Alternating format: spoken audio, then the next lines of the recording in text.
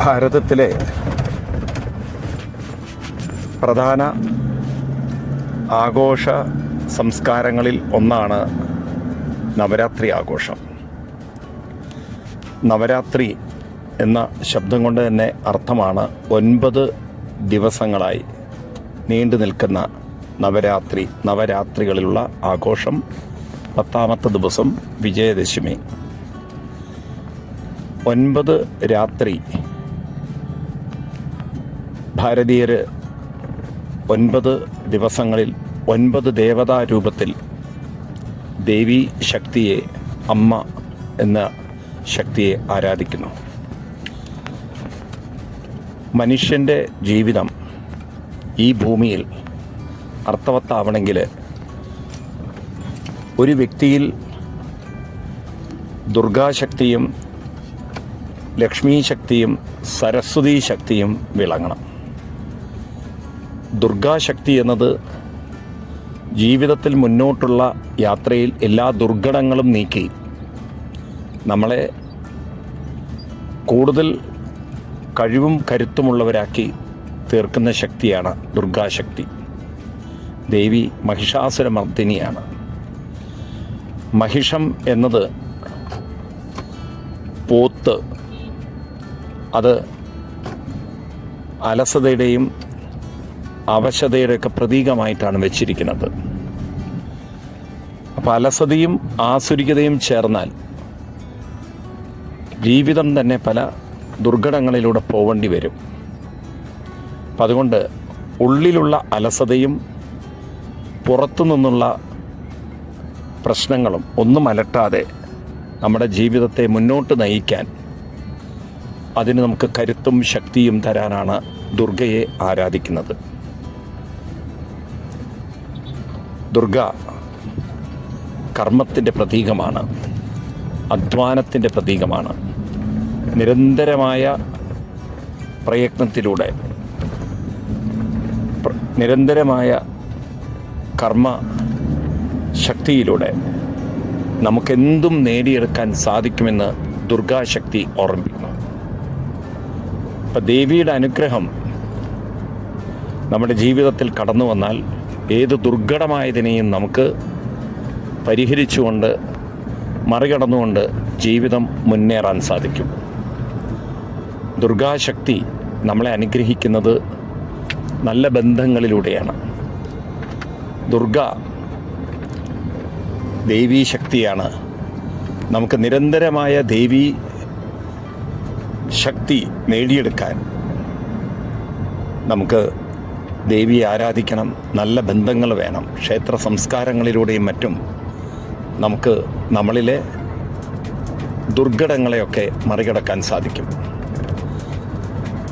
ദുർഘടങ്ങൾ നീങ്ങിയാൽ ഐശ്വര്യം വരാൻ തുടങ്ങും. എല്ലാവിധ ഐശ്വര്യവും നമ്മുടെ ജീവിതത്തിൽ കടന്നു വരുമ്പോൾ ആ ഐശ്വര്യങ്ങളെ വേണ്ട വിധത്തിൽ ഉപയോഗപ്പെടുത്താൻ സാധിച്ചില്ലെങ്കിൽ ആ ഐശ്വര്യങ്ങളൊക്കെ നമുക്ക് ആപത്തുക്കളായി മാറും. ഇന്നത്തെ യുവതലമുറ നേരിടുന്ന പ്രശ്നവും അതാണ്. വീട്ടിലുള്ള സൗകര്യങ്ങളൊക്കെ പലപ്പോഴും ധൂർത്തായിട്ടോ അല്ലെങ്കിൽ പല വിധത്തിലും ആർഭാടമായിട്ട് ചെലവഴിച്ച് മുന്നോട്ട് പോകുമ്പോൾ അത് രോഗങ്ങളായിട്ടോ അല്ലെങ്കിൽ പല അപകടങ്ങളായിട്ടോ കടന്നു വരും നമുക്ക് കാണാം. ഒരു ബൈക്ക് കയ്യിൽ കിട്ടുമ്പോൾ അതൊരു ഐശ്വര്യമാണ്. പക്ഷെ അത് നല്ല രീതിയിൽ ഉപയോഗിച്ചിട്ടില്ലെങ്കിൽ ജീവിതം തീർക്കാനും അത് മതി. അതുകൊണ്ട് ഐശ്വര്യം ആപത്തായി തീരാതിരിക്കണമെങ്കിൽ അതിനുമൊരു അനുഗ്രഹം വേണം. അതിനാണ് ലക്ഷ്മി ദേവി ഉപാസിക്കുന്നത്. ഐശ്വര്യം കിട്ടാനല്ല പ്രയാസം, ഐശ്വര്യത്തെ നല്ല രീതിയിൽ നിലനിർത്താനാണ് പ്രയാസം. സമ്പത്ത് വന്നാൽ ലഹരിയിലേക്കും വേണ്ടാത്ത കൂട്ടുകെട്ടിലേക്കും അതുപോലെ ആർഭാടത്തിലേക്കും എടുത്തുചാട്ടങ്ങളിലേക്കൊക്കെ മനുഷ്യൻ ചാടിക്കഴിഞ്ഞാൽ അത് സമ്പത്ത് തന്നെ ആപത്തായി തീർക്കുമെന്ന് നാം മറക്കരുത്. അതുകൊണ്ട് ലക്ഷ്മി ദേവിയെ നമുക്ക് നിലനിർത്തണമെങ്കിൽ ഏറ്റവും നല്ല കൂട്ടുകെട്ടുകൾ വേണം. നല്ല കൂട്ടുകെട്ടുകളായിരിക്കട്ടെ നമ്മുടെ ഐശ്വര്യം. കഠിന പ്രയത്നമാവട്ടെ നമ്മളിലെ ദുർഗാശക്തി, നല്ല കൂട്ടുകെട്ടുകളാവട്ടെ നമ്മുടെ ലക്ഷ്മി ശക്തി.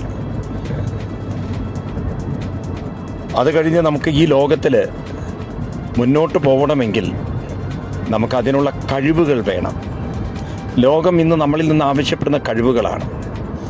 വീണാപാണിയെ സരസ്വതി അറിവിൻ്റെയും കഴിവിൻ്റെയും ദേവതയാണ്.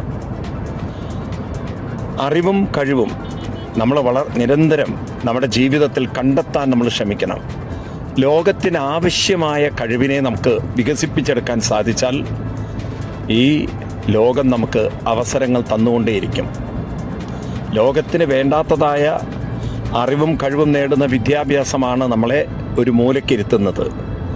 ലോകത്തിനാവശ്യമായ കഴിവും ലോകത്തിനാവശ്യമായ അറിവും കാലാകാലങ്ങളിൽ ഉണ്ടാകുന്ന മാറ്റങ്ങളെ ഉൾക്കൊണ്ടുകൊണ്ട് നമ്മൾ നേടിയെടുക്കാൻ തയ്യാറാവണം എന്ന് സരസ്വതി ദേവി നമ്മളെ ഓർമ്മിപ്പിക്കുകയാണ്.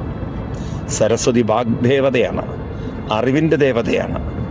സരസ്വതി ദേവി കലയുടെയും കഴിവിൻ്റെയും ദേവതയാണ്.